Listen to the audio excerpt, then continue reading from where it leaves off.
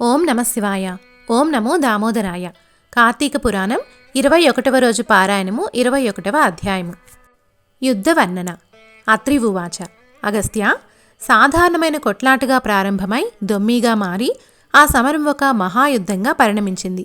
అస్త్రశస్త్రాలతో, పదునైన బాణాలతో, వాడివాడి గుదియలతో, ఇనుపకట్ల తాడి కర్రలతో, ఖడ్గ, పట్టిన, ముపల, శూల, భాల్లాతక, తోమర, కుంభ, కుఠారాధ్య ఆయుధాలతో ఘోరంగా యుద్ధం చేశారు. ఆ సంకుల సమరంలో కాంభోజరాజు 300 బాణాలను ప్రయోగించి పురంజయుడి గొడుగును, జెండాను, రథాన్ని కొలగొట్టాడు. తరువాత ఇంకొక 5 బాణాలతో గుర్రాలను కూల్చివేశాడు. మరికొన్ని బాణాలతో పురంజయుడిని గాయపరిచాడు. అందుకు కోపం తెచ్చుకున్న పురంజయుడు బ్రహ్మమంత్రంతో అభిమంత్రించిన పదునైన 10 బాణాలను కాంభోజరాజుపై వేశాడు. ఆ బాణాలు కాంభోజుడి కవచాన్ని చీల్చి గుండెలో దిగబడ్డాయి. రక్తం ధారాపాతంగా కారుతుండగా తన వక్షంలో గుచ్చుకున్న బాణాలను పెరికితీసి ఆ కాంభోజ మహారాజు, ఓ పురంజయ, నేను పరుల సొమ్ముకు ఆశపడేవాడిని కాను. నీవు పంపిన బాణాల్ని నీకే త్రిప్పి పంపుతున్నాను, తీసుకో అంటూ వాటిని తన వెంట సంధించి పురంజయుడి మీదకు ప్రయోగించాడు. ఆ బాణాలు పురంజయుడి సారథిని చంపివేశాయి. ధనస్సును ముక్కలు చేశాయి. పురంజయుడిని మరింత గాయపరిచాయి.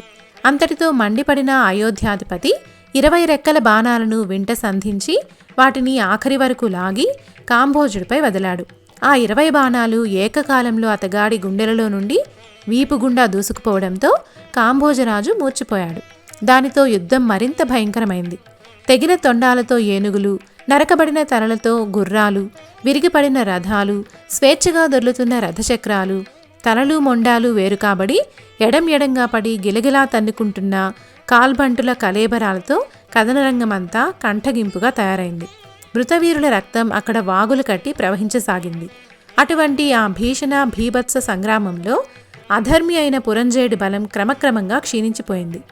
కురుజాది వీరుల విజృంభణను తట్టుకోలేక ఆ సాయంత్రానికల్లా సమరభూమిని వదిలి పట్టణంలోకి పారిపోయాడు.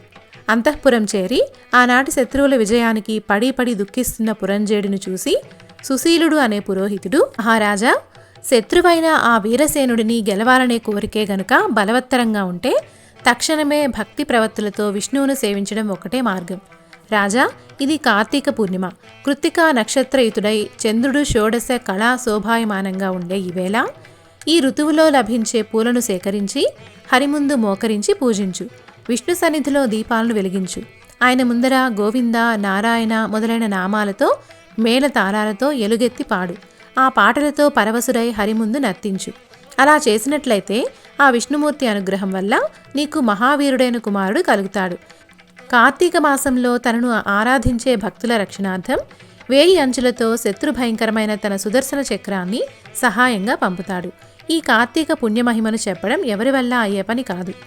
భూపతి, ఈనాటి నీ ఓటమికి కారణం సైన్యబలం లేకపోవడం గాని, నీకు శరీరబలం లేకపోవడం గాని కానే కాదు సుమా. మితిమీరిన అధర్మ ప్రవర్తనం వలన నీ ధర్మబలం, దాని ద్వారా దైవబలం తగ్గిపోవడమే నీ పరాజయానికి కారణం.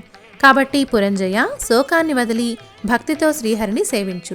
కలతమాని కార్తీక వ్రతాన్ని ఆచరించు.